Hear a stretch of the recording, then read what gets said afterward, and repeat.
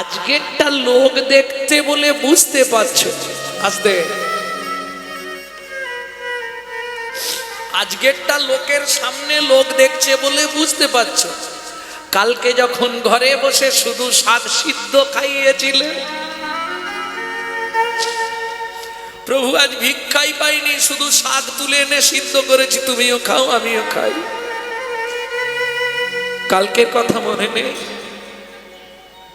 তাহলে তুমি ভাবো একটা ব্যক্তি কালকে শুধু তোমার দেওয়া ওই এইটুকু শাক সিদ্ধ খেয়ে এখনো অব্দি অপেক্ষা করে আছে, জানি কেউ আসুক না আসুক শুক্লাম্বর আমার জন্য কিছু আনবে, আর একবার এক মুঠো মুখে দিতেই তুমি হাত ধরে ফেললে। শুক্লাম্বর ব্রহ্মচারী আছাড় খেয়ে ফেললেন মহাপ্রভুর চরণ। কেঁদো না শুক্লাম্বর, কেঁদো না।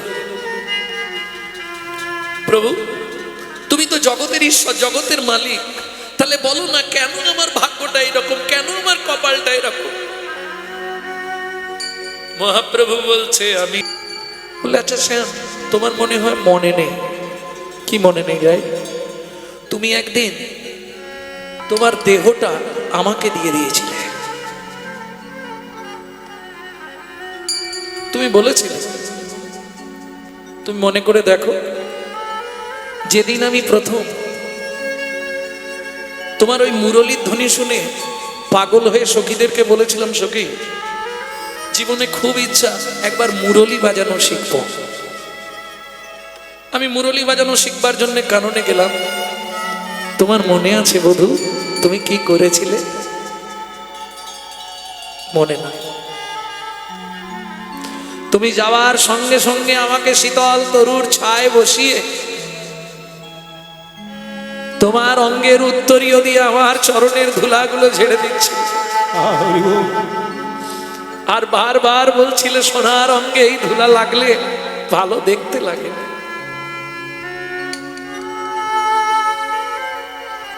সেদিন আমার ঋণ হয়েছিল তোমার কাছে, কারণ বিশ্ববিজয়ী জগতের যিনি ভগবান তিনি আমার চরণের ধুলা ঝাড়লেন, এতে তো আমার ঋণ হলো। তোমার সেই ঋণটা আমিও শোধ করতে চাই কলিযুগে। এটা বলছি ডক্টর মহানন্দ ব্রহ্মচারীর গৌড় সন্দর্ভ। কি করে শোধ করবে? কলিযুগে যখন তুমি যাবে ঠিক করেই ফেলেছ আমার ঋণ শোধ করবার জন্য, আমিও যাব তোমার ঋণ শোধ করবার জন্য। বলে কি করে? তাহলে শোনো, ওই কলিযুগের মাটিতে তুমি যখন হারাই হারাই বলে আছাড় কাছাড় খারবে, তোমার অঙ্গে আঘাত লাগবে, আমি বেঁচে থাকতে এটা সহ্য করতে পারবো। তাই এক কাজ করো, তুমি যখন যেতে চাইছো যাও, আমিও যাব, দুজনে একসঙ্গে যাব। বলে সেটা কিরকম করে হবে? তাহলে মহাপ্রভু অবতার কেন? ভক্তকে উদ্ধার করবার জন্য। মূঢ়মতি অতি পতিত পাষণ্ডী প্রাণে না মারিল কারে, হরি নাম দিয়া জগৎ সধিল, যাচি গিয়া ধারে ধারে। মহাপ্রভু 48 বছর লীলা, এগুলো খুব জানার দরকার। মহাপ্রভুর 48 বছরের লীলায় 24টা বছর শুধু আন্দোলন। আন্দোলন মানে বোঝেন তো? মানতেই হবে, নবদ্বীপের মাটিতে আন্দোলন করেছে। চাঁদকাজি উদ্ধার, যেটা মিয়াপুর ছিল বর্তমানে মায়াপুর হয়েছে।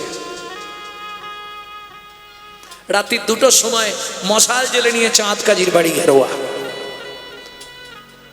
জগাই মাদাই উদ্ধার, বহু পাপী তাপীদের উদ্ধার করলেন। এই আন্দোলন লীলা করেছেন 24 বছর। বহু লীলা মহাপ্রভু 24 বছরে। বিশ্বনাথ রাজাকে উদ্ধার করলেন, স্নান শাবক উদ্ধার করলেন, বহু লীলা বহু লীলা। চাপাল গোপাল উদ্ধার, শুধু আন্দোলন। বাকি 24 বছর সন্ন্যাস জীবন, শুধু প্রেম দান। তাহলে নবদ্বীপে নাম দিলেন। তারপরে যে 24 বছর সেটা আবার ভাগ হয়ে গেল। 18 বছর ছিলেন নীলাচলে, আর 6 বছর দাক্ষিণাত্য ভ্রমণ। এই যে 18 বছর নীলাচলে ছিলেন তাকেও আবার দুভাগ করে দিল, 12, 6। 12 বছর ছিলেন গম্ভীরার ভেতর, কারো মুখ দর্শন করতেন না। আমরা এক রাত ঘরে বসে ভজন করতে পারি না, কতক্ষণে বাইরে যাই। কি মনির মায়ের মুখটা না দেখলে বুকটা ধড়ফড় করে। 12 বছর কি করেছে? শুধু গম্ভীরার দেয়ালে মুখ ঘষেছে। মুখ কৃষ্ণ কথা ছাড়া অন্য কথা বলবি তো তোকে এই শাস্তি দেবো। গম্ভীরার দেয়ালে মুখ ঘষছে।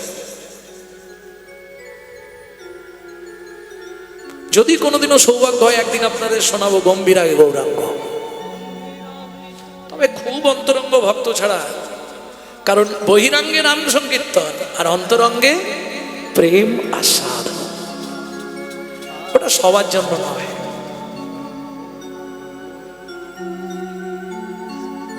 তো যাই হোক, তাহলে 24 নীলাচলের মধ্যে 6 বছর দাক্ষিণাত্য ভ্রমণ, 12 বছর গম্ভীরায়, বাকি 6 বছর নীলাচলেই ছিলেন।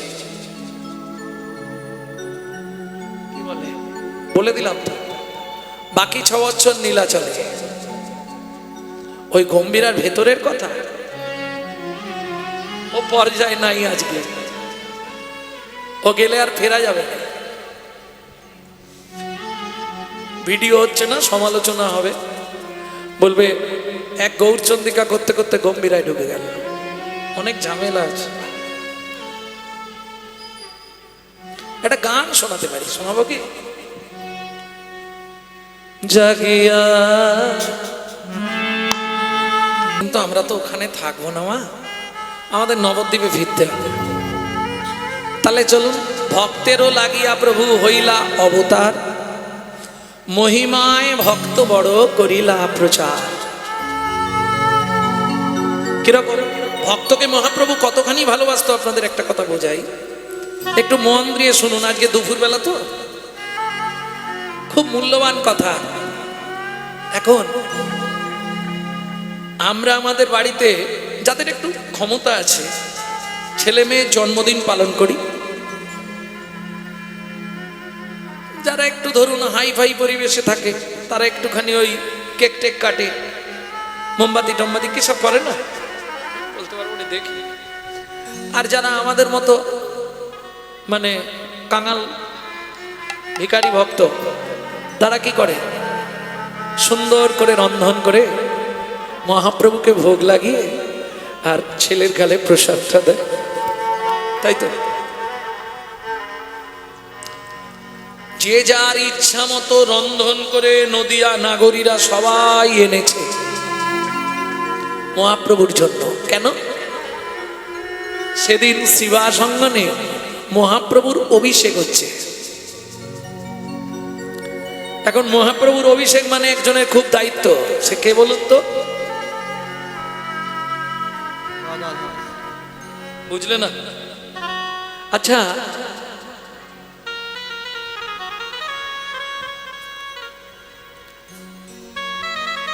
স্বামীর যে কোনো জিনিস এগিয়ে দেয়া, স্বামীকে গুছিয়ে দেয়া, এটা কার দায়িত্ব? স্ত্রী। তাহলে মহাপ্রভুর এই দায়িত্বটা কে নেবে? সাজায় গদাধর, সাজায় গদাধরে,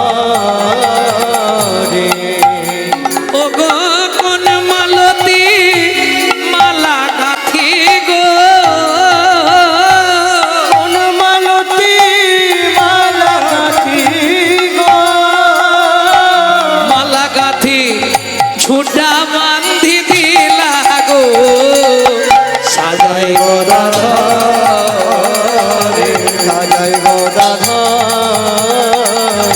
সাজায় গদা, সাজায় গদাধরে। ধবল পাটের জোড়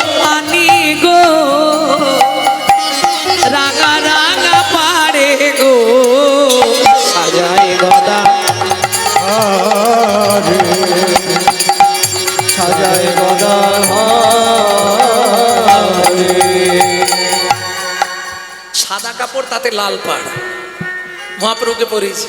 কেন? আবার কোঁচাটা মহাপ্রভু যখন বসেছে একদম চরণের ওপর সাজিয়ে দিয়েছে। কি দেখতে লাগছে, আহা! কেন সাদা কাপড় বললেন কেন? পবিত্রতা, শুদ্ধতার প্রতিচিহ্ন সাদা। রাঙা পাড় দিলেন কেন?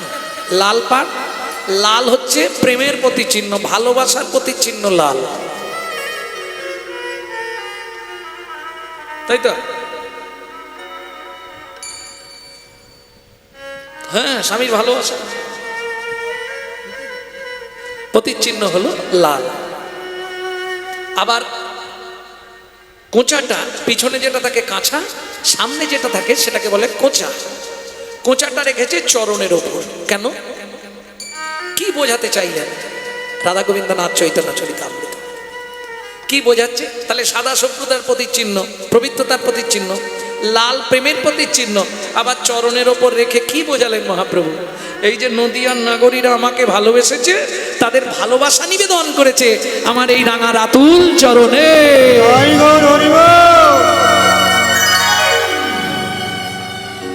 এইবার ভক্তরা তো যে যার সাজিয়ে এনেছে, কেউ ছানার পায়েস, কেউ গোবিন্দ ভোগের পায়েস, কেউ ক্ষীরের পায়েস, যে যেমন পেরেছে গুছিয়ে এনেছে। কেউ মোচা ঘন্ট,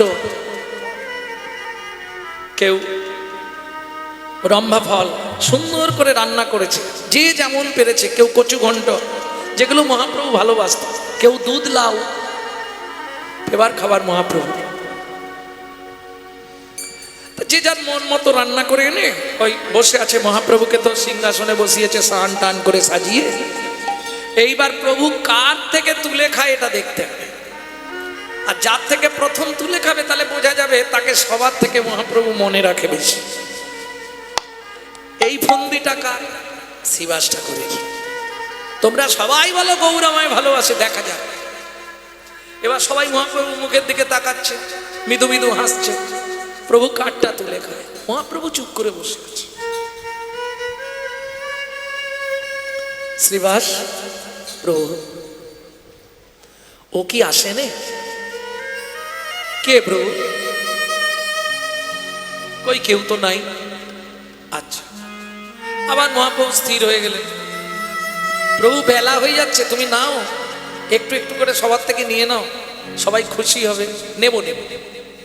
এনেছে যখন কষ্ট করে, এত কষ্ট করে, প্রভু আমি ভোর থেকে উঠে করেছি। কেউ বলছে কাল রাতে ঘুমাইনি প্রভু, তোমার জন্য করে এনেছি, নেব, চিন্তা নেই।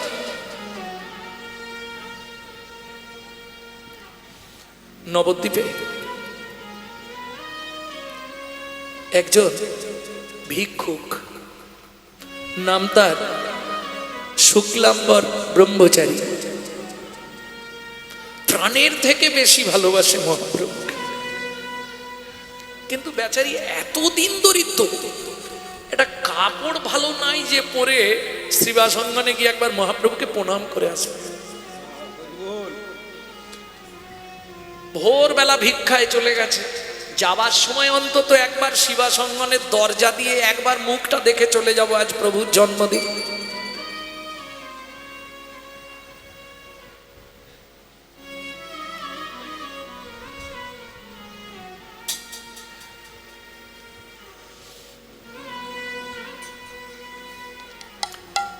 ঘুরে ঘুরে ঘুরে ঘুরে কিচ্ছু ভিক্ষা পাচ্ছে না আজকে। অত সকালে কে ভিক্ষা দেবে? একটু অপেক্ষা করি।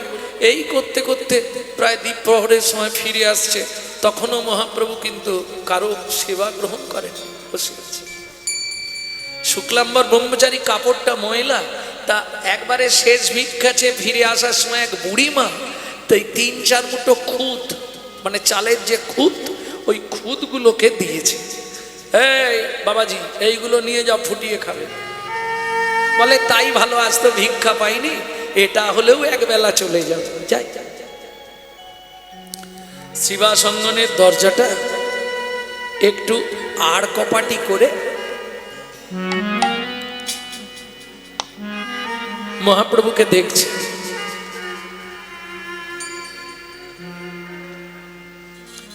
দু চোখ থেকে জল ঝরে পড়ছে। মনে মনে বলছে, প্রভু কতজন কত খাবার এনেছে তোমার জন্য, আর আমাকে তুমি এমন ঘরে জন্ম দিয়েছো যে তোমার জন্য একটা বাতাসা কিনে আনবো সে ক্ষমতাটুকু আমার নেই। হরি বল। কি করব বলো?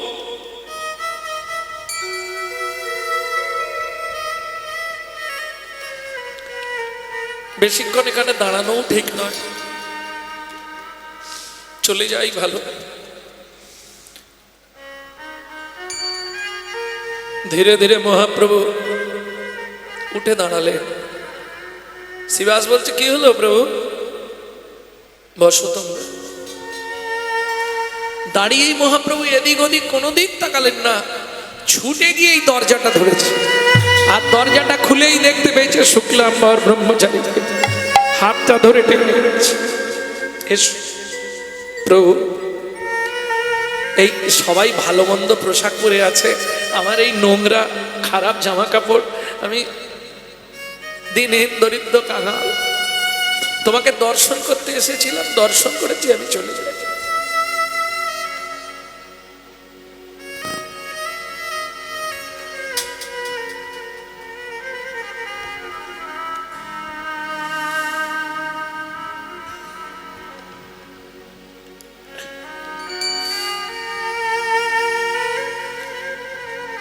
শুক্লাম্বর, তুমি জানো আজ আমার জন্মদিন? জানি প্রভু, কিন্তু কি দুর্ভাগ্য দেখো, কিচ্ছু ভিক্ষা পাই। মহাপ্রভু বললে, কি বলছি? কিছু পাও না? আমি সব জানি। প্রভু ছুটে গিয়ে কি করলো জানো? শুক্লাম্বরে ঝোলা হইতে ক্ষুদ্র তণ্ডুল লইয়া, শুক্লাম্বরে ঝোলা হইতে ক্ষুদ্র তণ্ডুল লইয়া, মুঠো মুঠো বদনে দেয় প্রেমাবেশ হইয়া। মুঠো মুঠো বদনে দেয় প্রেমাবেশ হইয়া। বলো এই অমৃত কোথায় পেলে? এই অমৃত কোথায় পেলে? ছি প্রভু, কত ভক্তরা তোমার জন্য কত ভালো ভালো খাবার এনেছে, আর তুমি এইটা তুলে খাচ্ছ। না প্রভু, এটা তোমায় দেওয়া যাবে না। হাতটা চেপে ধরেছে। একবার মুখে দিয়েছো, ঠিক আছে, আর দিও না প্রভু, লোকজন খারাপ বলবে, এরা খারাপ ভাববে। মহাপ্রভু বলছে, শুক্লাম্বর, কি তোমার আসতে, তোমার এই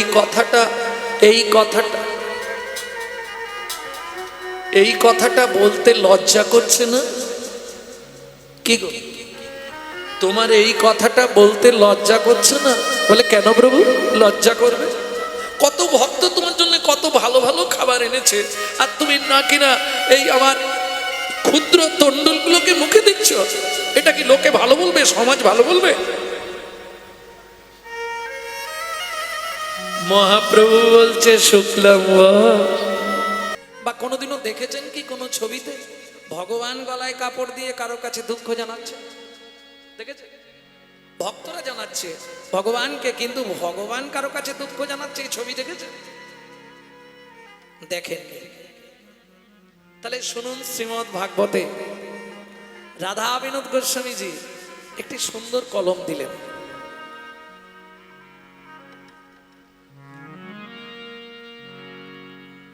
ন পরয় হং বরজু সং দিজো, নৌ পরে হং বরজু সং দিজো, সাধু কীর্তন দিব ধাপি জো পিব, বিবুধা পিজো পিব, দুর্জর গৃহ শৃঙ্খল মোচ মোচনং তদ্ভকতি জ্যোতি সাধন। তদ্ভকতি জ্যোতি সাধুন। ভগবান গললগ্ন কৃতবাসে করজোড় করে রাধারানীর সম্মুখে দাঁড়িয়ে বললে, রাধে ওগো রাধে, ন পারায় হাংবার জুসং দিজো, আমি এ জীবনে তোমার ঋণ শোধ করতে পারলাম না। শোধ করতে পারলাম না।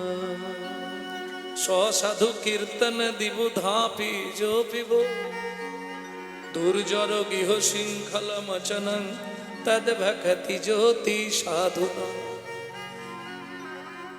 ওগো প্রেমময়ী গো, প্রেমময়ী গো, তুমি যে মান কুল শীল গুরু গৌরব লজ্জা ঘৃণা ভয় ত্যাগ করে আমাকে ভালোবাসলে রাই, আমাকে ভালোবাসলে রাই।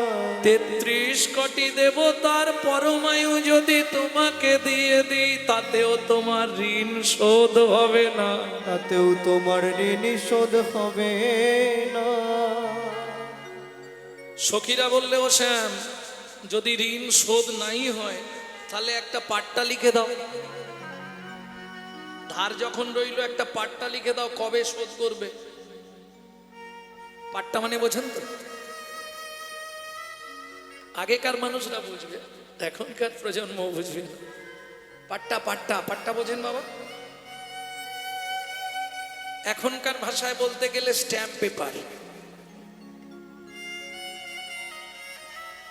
রেজিস্ট্রি ম্যারেজ হয় না, বুঝে যাবে। স্ট্যাম্প পেপারে তুমি লিখিত দাও। এটাকে রূপ গোস্বামী পাদ ভক্তি রসামৃত সিন্ধুতে সুন্দর করে লিখলেন। কি লিখলেন? এটাকে বলা হয়েছে দাসখত। গোবিন্দ ঋণে রয়েছে, যার জন্য দাসখত লিখলেন। কি লিখলেন?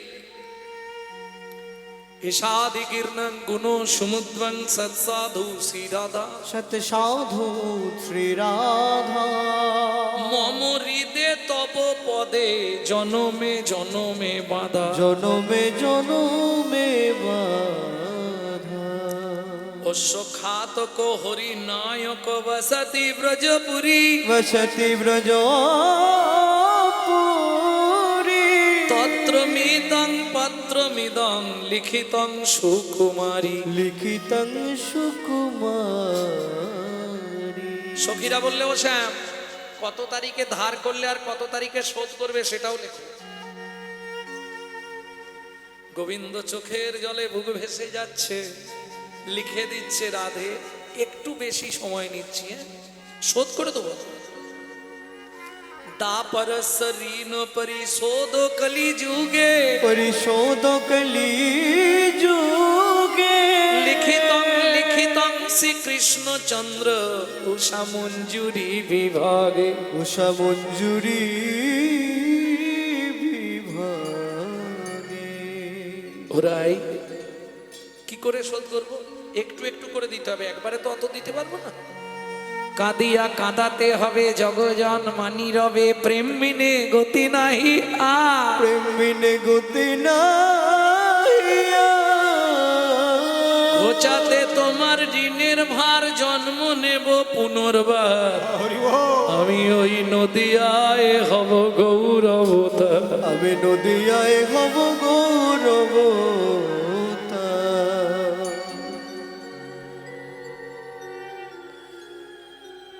সেদিন মাথায় বাঁধব নামা বলি, কাঁধে নেব ভিক্ষার ঝুলি।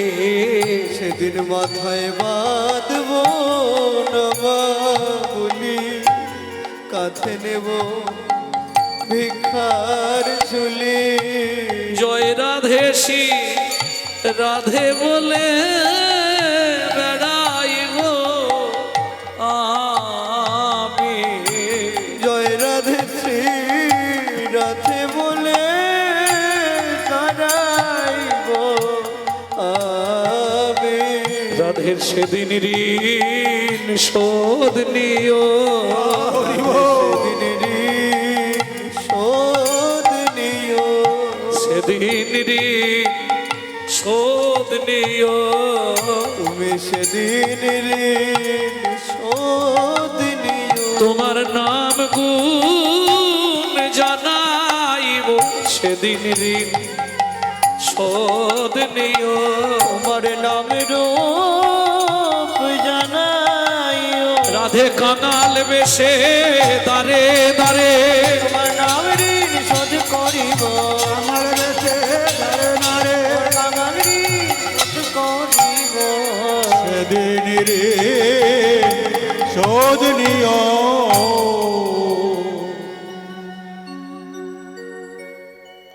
তাহলে রাধারানীর প্রেম ঋণ শোধ করবার জন্য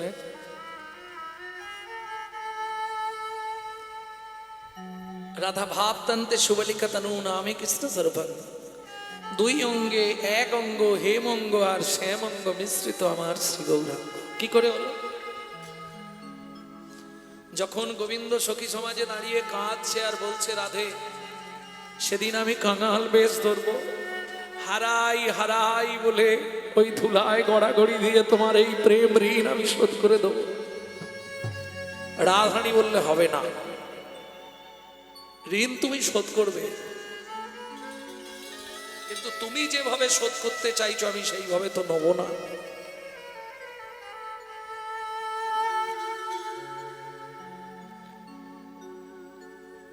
বললে কেন?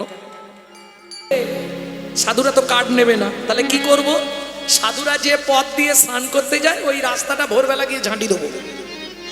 ঝাঁটি ঝাঁটি ঝাঁটি মানে বোঝেন তো? কি? হ্যাঁ, ঝাঁট দেয়, বহারি বহারি, ওটাকে বহারি বলে। বহারি বহারি করায়, নদী যাইবার পথ বহারি করায়, কাটা কুটা কাকর সব দূরে দাঁড়ায়, দূরে দাঁড়ায়। সেদিন একটু বেলা হয়ে গেছে, ঝাঁট দিতে দিতে একবারে নদী সরজুর ধারে চলে গেছে। মনে ভাবলো তাহলে ঝাঁটাটা তো ধুতেই হবে, একবারে স্নানটা করে চলে যায়। যে এই স্নান করতে নেমেছে ওই যে প্রবাদ বাক্য, যেখানেই সন্ধে হয় না কি আছে, যেখানেই বাঘের ভয়, বাঘের ভয়, সেখানেই সন্ধ্যা। ব্যাস ও নেবে স্নান করছে আর মুনিরাও স্নান করতে এসে গেছে।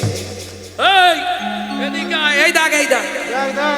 সেদিনে অত মারলু, হাত পা ঠ্যাং ভেঙে দিলু,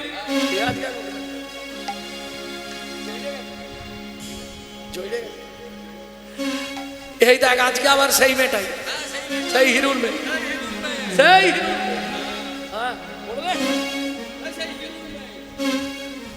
এ কি করা যায় বলতে, কে তো মেরেও হচ্ছে না। কিরে চন্ডাল মেলে সুজাতি সাধুমুনি ঋষিগণের ঘাটে তুই স্নান করছিস, তোর লজ্জা নেই, তোর মরণের ভয় নেই, কোনো কথা নেই, চুপ। বুদ্ধিমান ব্যক্তিরা কিচ্ছু বলতে পারছে না। শুধু মনে মনে হেড অফিসে খবর দেবে, বিচারটা তুমি করো। সরজুনদের জল তুলে বলে উঠলো, হে সরজুন, আমি তো কোনো অপরাধ করিনি, বলো এরা বিনা দোষে আমাকে গালিগালাজ দিচ্ছে, তুমি যদি সত্যবান হও তুমি এর বিচার করো। যেই জল থেকে পাটা তুলে ঘাটের ওপরে দাঁড়ালো, সঙ্গে সঙ্গে কি পরিবর্তন, কি হলো? তৎক্ষণাৎ নদীর জল রক্ত প্রায় হইল, তৎক্ষণাৎ নদীর জল রক্ত প্রায় হইল, কৃমি কীট হইল জলে রে, আগামরি রে কৃমি কীট হইল জলে রে। দেখলি দেখলি ভাই, দেখ কি করা যাবে। আজ থেকে সেবা পূজা বন্ধ হয়ে যাবে, সবারই তার গৃহে চলে এলো। মুনিরা মনের দুঃখে ফিরে গেল আশ্রমে। কি করবে? সরজু নদীর জল আর ভগবত সেবায় লাগলো না, ওই অবস্থায় পড়ে রইল। এদিকে রামচন্দ্র লক্ষণকে সীতাকে সঙ্গে নিয়ে চললেন কোথায়? পঞ্চবটি বনে যেতে গেলে এখন ওই গঙ্গার ঘাট তো পেরোতে হবে, নদী পেরোতে হবে। যেখানে এসে পৌঁছেছে সন্ধে লেগে গেছে, মাঝি কেউ ঘাটে নাই। তা লক্ষণ বললে, দাদা এক কাজ করো, এইখানে আজকে জঙ্গলে কাটিয়ে নি, তুমি বসো, আমি রামচরিতমানস পাঠ করি। কিছু ভক্তরা সবাই এসেছে, লক্ষণ পাঠ করছে, রাম শুনছে, সীতা শুনছে, আরো ভক্তরা শুনছে। পাঠ শেষ হলো, একে একে সবাই চলে গেল। তাদের মধ্যে থেকে এক ভক্ত বলছে, লক্ষণ ঠাকুর একটা কথা বলবো। কি? আমি কিবট। কিবট মানে বোঝেন? মাঝি। আমি কিবট। তা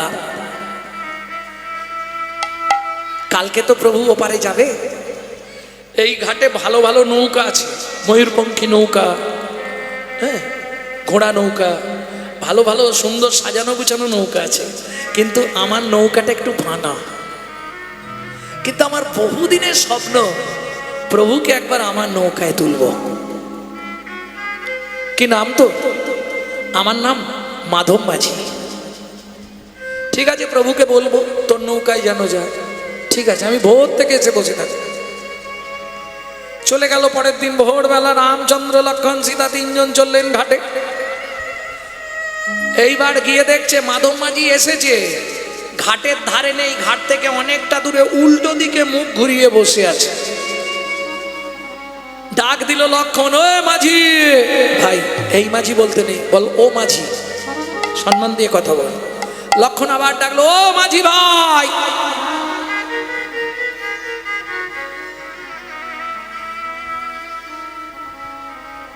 মাঝি ভাই। এ দাদা, এ সাড়া দিচ্ছে না তো। আমি ডাকি, দাদা। হ্যাঁ মাঝি। ও মাঝি, একটু মুখ ফেরাও।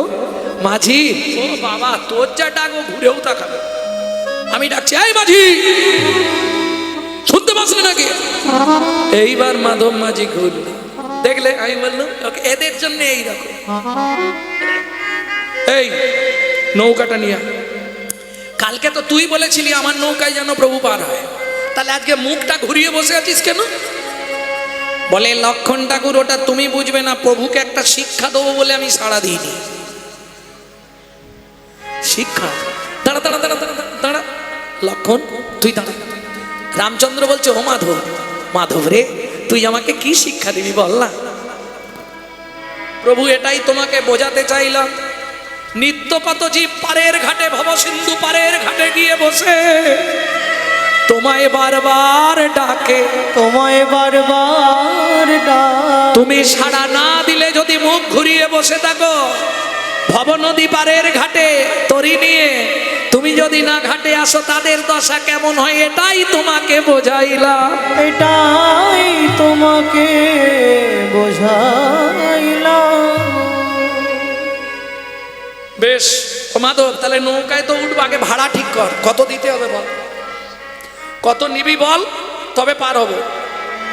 কারণ তোদের একটা অভ্যাস আছে, ওপারে নিয়ে গিয়ে এমন দাবি করবি, ঝগড়াঝাটি হবে।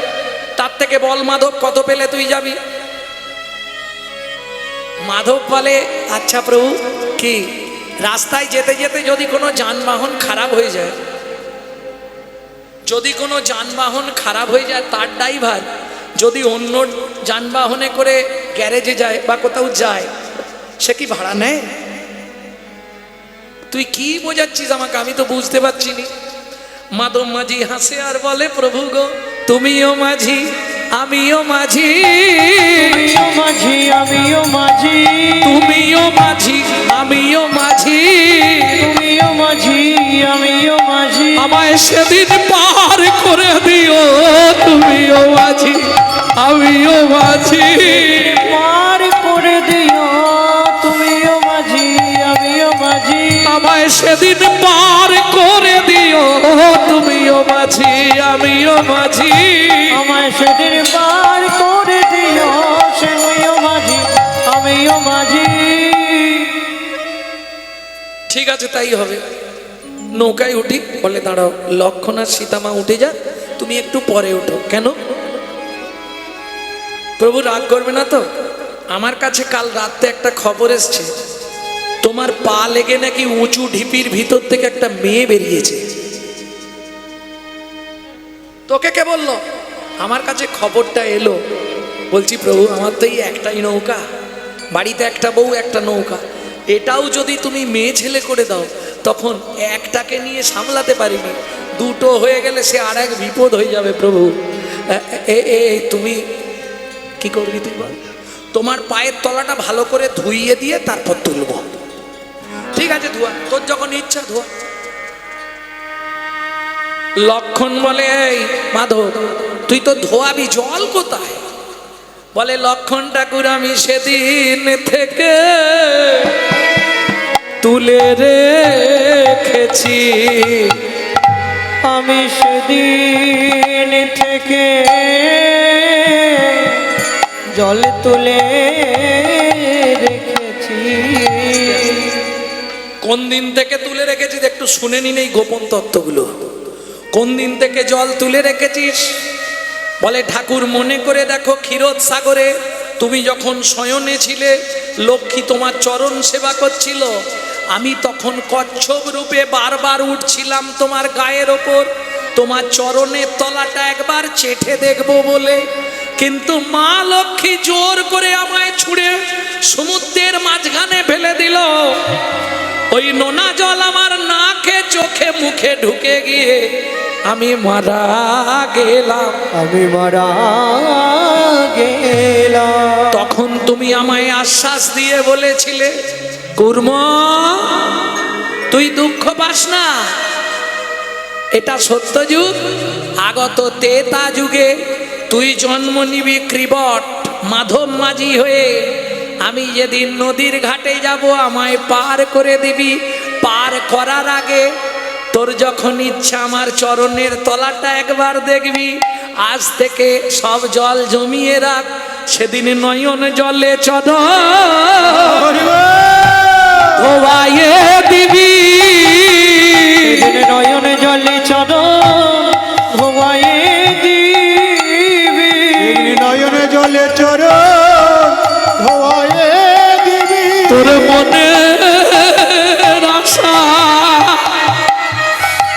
মিটাইবি,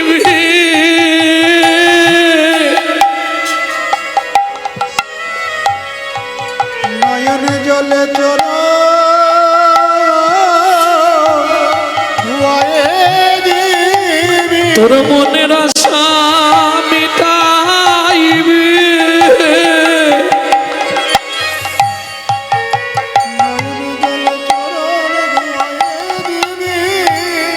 তোর মনে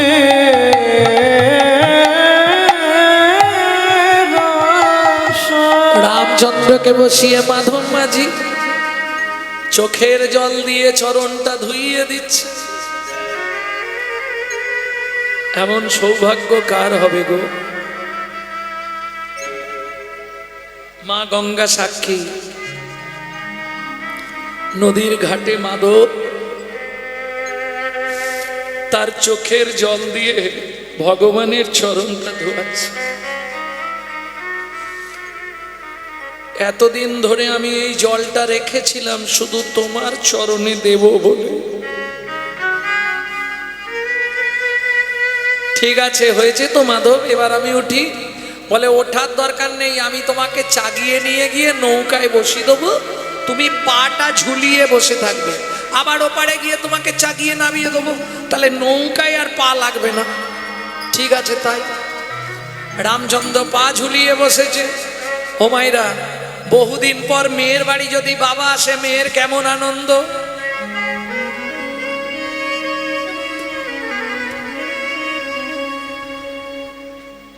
আনন্দ হবে না?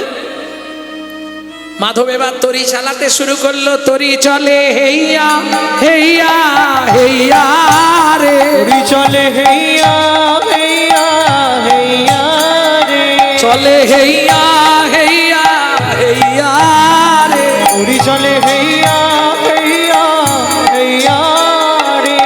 পতিত পাবনী গঙ্গা উতালো তরঙ্গে চলে হেইয়া হেইয়া হেইয়া রে, পিতার চরণ পরশ পেয়ে মনের ওই আনন্দে চলে হেইয়া হেইয়া হেইয়া রে।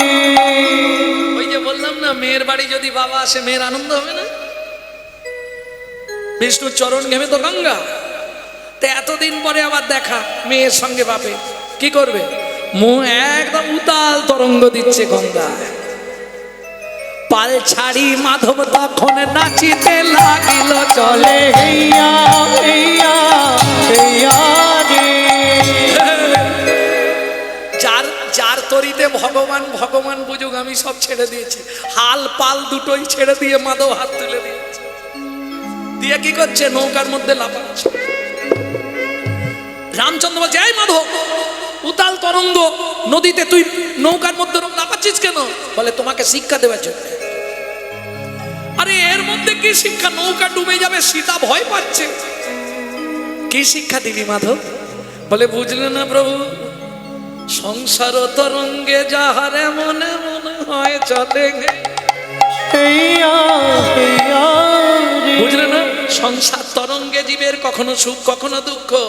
উতাল তরঙ্গে তুমি যখন ফেলে দাও, ভক্ত তখন বারবার তোমাকে ডাকে। তুমি সেদিন তো কাউকে বাঁচানোর চেষ্টা করনি, আজকে কথা দাও যে জন এই উতাল তরঙ্গে পড়ে তোমায় একবার ডাকবে, সেদিন গিয়ে তারে কোলে নেবে, কোলে নেবে, তারে কোলে নেবে, গিয়ে তার কোলে নেবে। কথা দিলাম গঙ্গার ঘাটে দাঁড়িয়ে, গঙ্গার জল স্পর্শ করে কথা দিলাম মাধব, যে ভক্ত দুই বাহু তুলে আত্মনাদ করবে, আমার চরণে আত্মনিবেদন করবে, আমি পৃথিবীর যে প্রান্তে থাকি তাকে আমার করে তুলে দেব।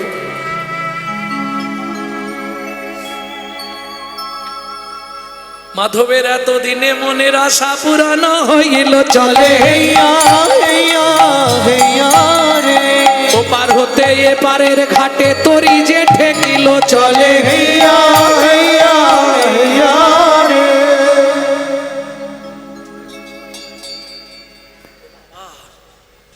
অনেক বেলা হয়ে গেছে, না আর হবে না, প্রসাদ পাবে না সবাই।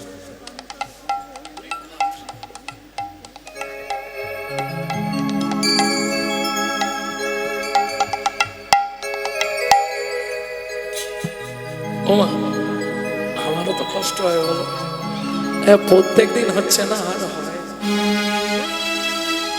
4 হয়ে গেছে, 4 ঘন্টা হয়ে গেছে। এইবার সীতা লক্ষণ নেমে গেল, মাধব করেছে কি নোঙরটা লাগাতে গেছে, আর সেই সুযোগে রামচন্দ্র নৌকার ওপর দাঁড়ালেন। সঙ্গে সঙ্গে কি হলো? মাধবের কাঠের দড়িটা সোনার হয়ে গেল। যেই রামচন্দ্র নেমেছে, মাধব নোঙর শুদ্ধ তরিটা নদীতে ভাসিয়ে দিল। মাধব কিরে আছাড় খেয়ে পড়লেন চরণে, প্রভু এসব আমার প্রয়োজন নাই, তুই নিবি না? বলতে পারতিস, ভাসি দিলি, কি হবে প্রভু? কেউ যদি পরশমণিকে কাছে পেয়ে যায়, তার কাছে সোনার কি মূল্য আছে? সে তো লোহায় ঠেকাবে আর সোনা তৈরি করবে, বুঝলেন না? কেউ যদি পরশমণি পেয়ে যায়, সে আর সোনা নেবে? সে তো লোহা কিনবে কম দামে, লোহা কিনবে, পরশমণিতে ঠেকাবে আর সোনা করবে, বুঝলে না? হরি আমার পরশমণি, হরি আমার প্রেমের খনি, হরি আমার পরশমণি, হরি আমার প্রেমের খনি। হরি নাম জপে যে জন, সেই তো গুণের গুণমণি। হরি নাম জপে যে জন, সেই তো গুণের গুণমণি। হরি আমার পরশমণি, হরি আমার পরশমণি, হরি আমার পরশমণি।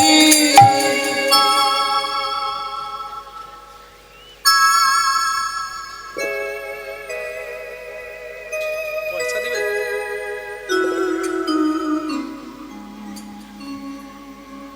মা নৌকার ভাড়া দিয়ে দিয়েছে, ঠিক আছে, তোমার টিকিট কাটার ওই আমায় দাও প্রেমাস্বাদ ভকত সঙ্গে মাতাও গৌর লীলা রস তরঙ্গে আমায় দাও প্রেম আস্বাদ ভকত সঙ্গে মাতাও গৌর লীলা রস তরঙ্গে গৌর গৌরবে গৌর বৈভবে গৌর গৌরবে গৌর বৈভবে গৌর লীলা রস বর্ণনে গৌর লীলা রস বর্ণনে গৌর লীলা নিতাই গৌর হরি হরি গৌর লীলা রস বর্ণনে গৌরলীলা রস বর্ণনে গৌরলীলা রস বর্ণনে শ্রী গুরু শ্রীপাদ তোমরা বৈষ্ণব গণ করো না করো অকিঞ্চনে তারা দাসে কয় শোনো দয়াময় বাসনা পুরাও দাও পদাশ্রয় তারা দাসে কয় শোনো গৌর দয়াময় বাসনা পুরা দাও পদাশ্রয় তারা দাসে কয় গুরুদেব শোনো দয়াময় বাসনা পুরাও দাও পদাশ্রয় তারা দাসে কয় শোনো দয়াময় বাসনা পুরা দাও পদাশ্রয় হরি হরি নাম যজ্ঞে প্রভু যজ্ঞেশ্বর হরি হরি নাম যজ্ঞে প্রভু যজ্ঞেশ্বর প্রেমময় শচী নন্দনে প্রেমময় সচি নন্দনে ভজ প্রেমময় সচি নন্দনে প্রেমময় সচি নন্দনে শ্রী গুরু শ্রীপাদ তোমরা গোস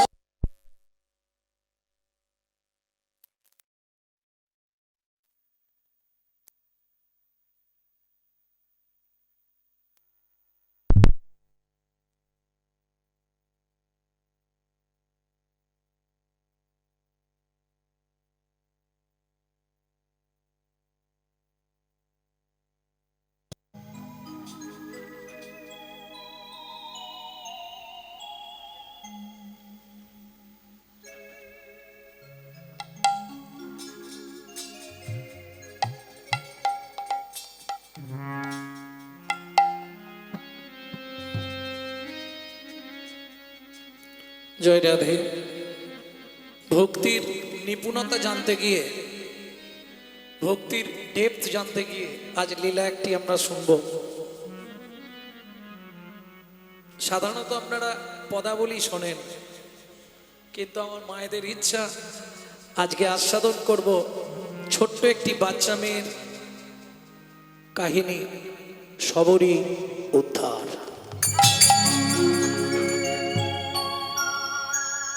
পতিত পাবন পতিত পাবন নানা এমন দয়াল আর হবে না, নানা এমন দয়া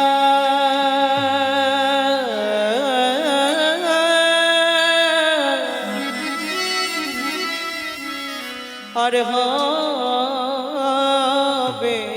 না, যে নাকি মার খেয়ে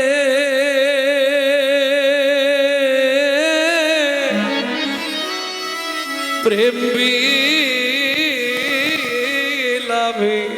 যে নাকি মার খেয়ে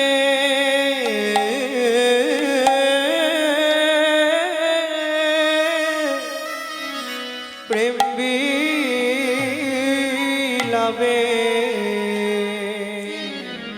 সজনী রে সজনী রে পতিত পাবন পতিত পাবন ও ও ও হে হে ইয়ে ইয়ে।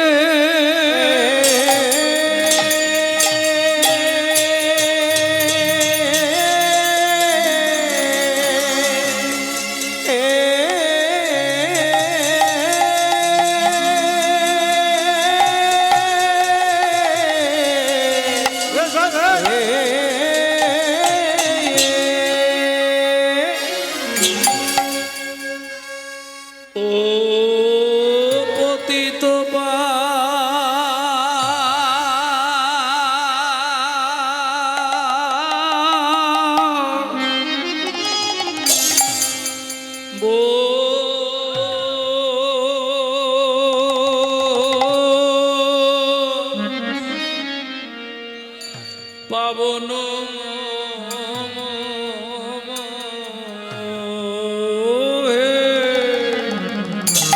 প্রভু করুণা নিদান।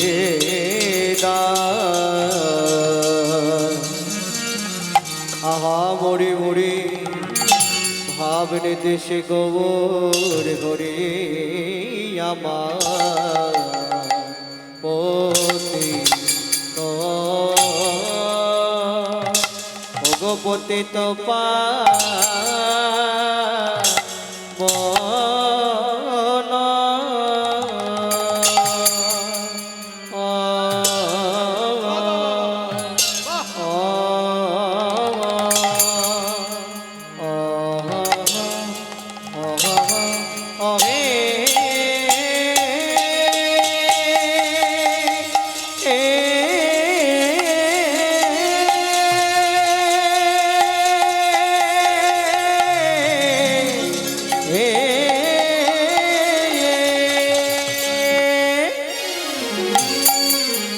বলি প্রভুর আমার পুরামাবলীলা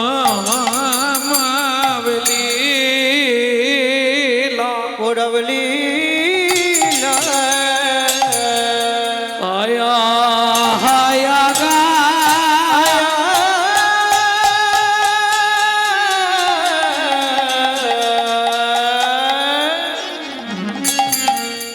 ও কি প্রজ ভাবে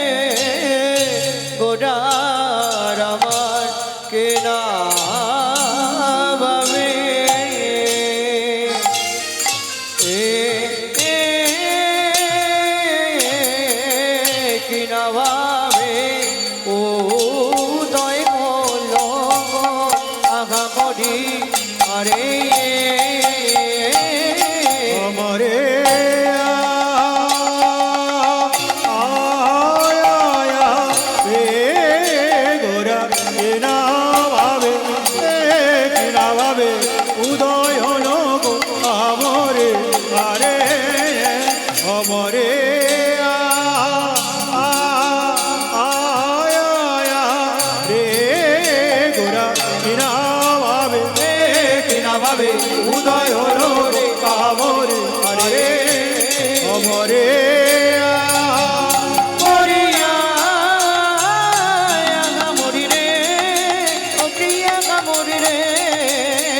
পতিত পাবন মরিয়া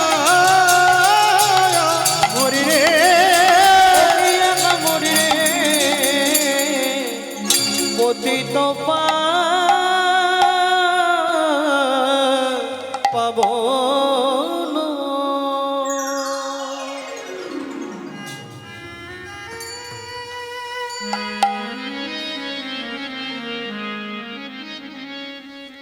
अरे यो पतित पावन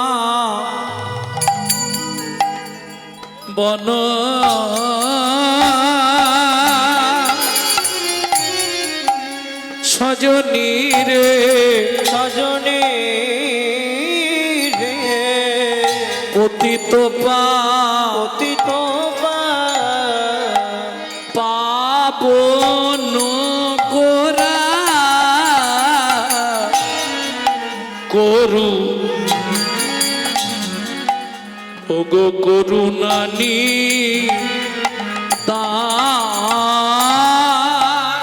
আহা মরি রে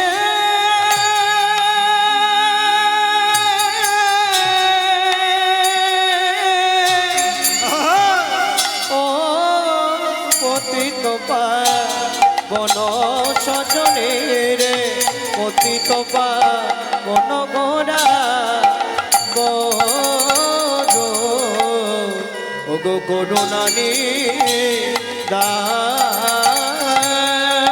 ভক্ত জনে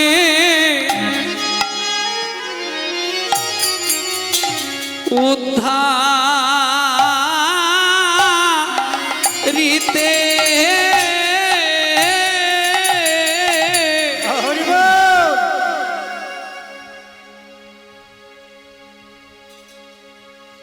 এই মা ভক্ত জনে উদ্ধারিতে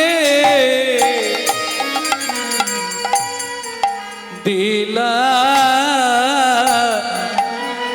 দিলা নিজ প্রাণ হয় নাই আর হবার নাই হয় নাই আর হবার না এমন পতিত পাবন করুণাময় হয় নাই আর হবার নাই এমন পতি পাবন করুণাময় হয় না আর হবার না।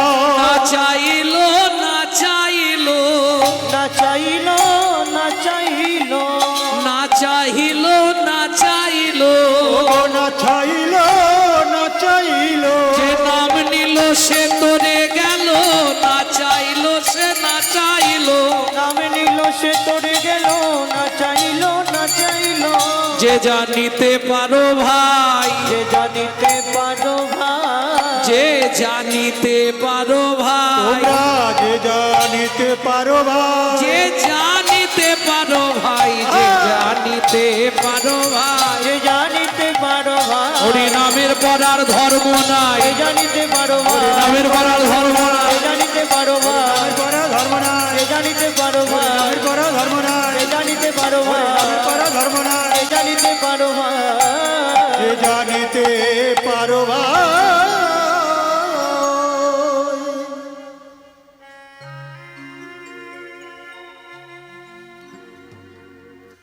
ভক্তমণ্ডলী ভক্তিমতী মায়েরা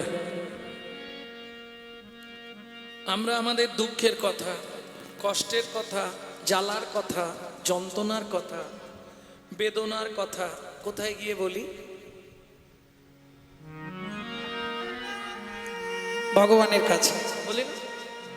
যার যত কষ্ট দুঃখ হতাশা বেদনা জ্বালা যন্ত্রণা সব গিয়ে এক জায়গায় বলি না আচ্ছা এই যে কোটি কোটি মানুষ তাদের দুঃখের কথা ভগবানের কাছে গিয়ে জানাচ্ছে কৃষ্ণের কাছে কোনো সময় একবারও ভেবেছেন ভগবান তার দুঃখটা জানাবে কোথায়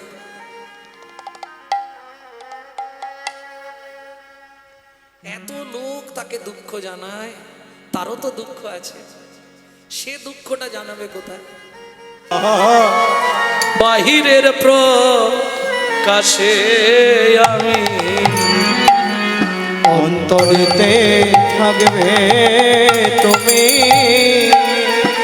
বাইরে প্রকাশে আমি আমার অন্তরে তুমি প্রবেশ করবে আমার অন্তরের ভেতর তুমি থাকবে আর বাইরে আমি থাকবো তাহলে রাধা ভাবতন্তে সুবলিকা তনু নামে কৃষ্ণ স্বরূপম দুই অঙ্গে এক অঙ্গ মিশ্রিত আমার শ্রী গৌরাঙ্গ এটা ভালো করে জেনে রাধা পূর্ণ শক্তি কৃষ্ণ পূর্ণ শক্তি মান দুহু বস্তু ভেদ নাই শাস্ত্র পরমান অগ্নিও জ্বালাতে জইছে নহে কবু ভেদ মৃগ মদ যার গন্ধ জইছে অবিচ্ছেদ তাই হইছে সদাই একই স্বরূপ লীলা রস আস্বাদিতে ধরিলা দুই রূপ ওগো ধরিলা দুই রূপ সেই দুই একবে চৈতন্য গোসাই চৈতন্য গোসাই ভাব রস আস্বাদিতে হইলা এক ঠাই হইলা এক কেন ভক্তের গিয়া গোরা হইলা অবতার ভক্তের লাগিয়া গোরা হইলাই অবতার অবতার। বলি মহিমায় ভক্ত বড় করিলা প্রচার প্রচার গো মহিমায় ভক্ত বড় করিলা প্রচার প্রচার গো। আস্তে আস্তে আস্তে রজনী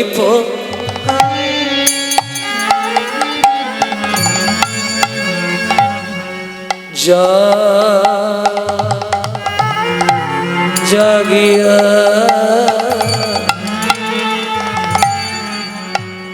রজনী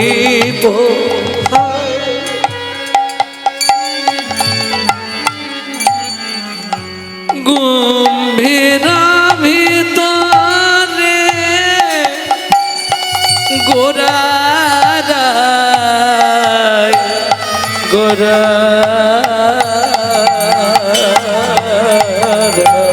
জাগিয়া রজনী প্রহার আমার গোরারায় জাগিয়া রজনী প্রহার আর গোরারা জাগিয়া রজনী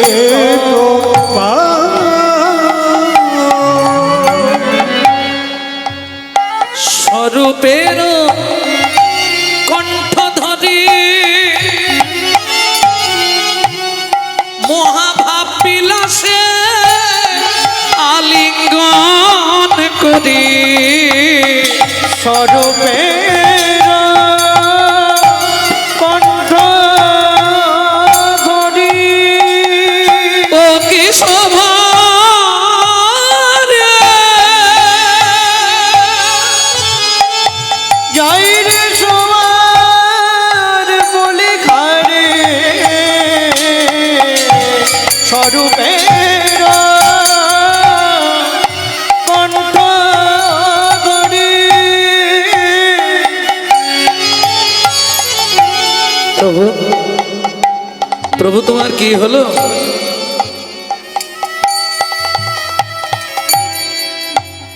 স্বরূপের কণ্ঠ ধরি মহাভাবে গৌর হরি স্বরূপের কণ্ঠ ধরি মহাভাবে গৌর হরি। মহামিলা নের কথা তাহারে সুধা জাগিয়া রজনী মোহা